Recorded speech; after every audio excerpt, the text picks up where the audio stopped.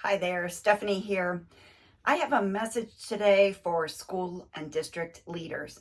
If you are in a leadership position within your school, within your district, within a state office of education, I want you to think about the perhaps dyslexia legislation or literacy improvement laws that you are now needing to respond to. And I want to encourage you to specifically think about those initiatives or new laws in relationship to MTSS, multi-tiered systems of support. I hear district leaders these days saying things like, we don't have time to implement MTSS because we have to respond to this dyslexia law. Or we don't quite have our MTSS in place, so we just need to focus right now immediately on making sure we're in compliance with our state's dyslexia legislation. And I think this is very short-sighted, and it is not going to lead you in a positive direction for your students. And here's why. I think the dyslexia legislation that we have around the country currently may be a symptom of the same tragic and preventable occurrence that we've had for decades, which is we are not getting students to become readers. We are not, as educators, doing a good job teaching reading or setting up the systems that support literacy.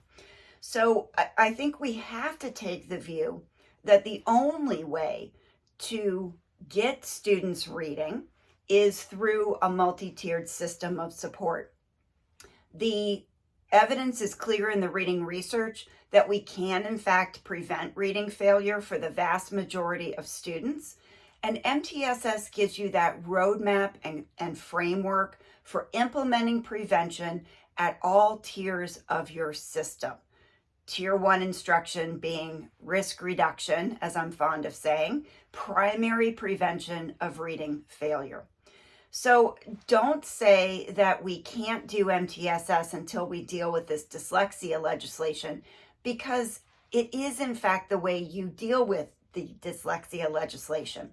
For example, you cannot provide the intensive instructional supports and intervention that students with learning disabilities like dyslexia need and are entitled to when you have lots of students who are struggling readers.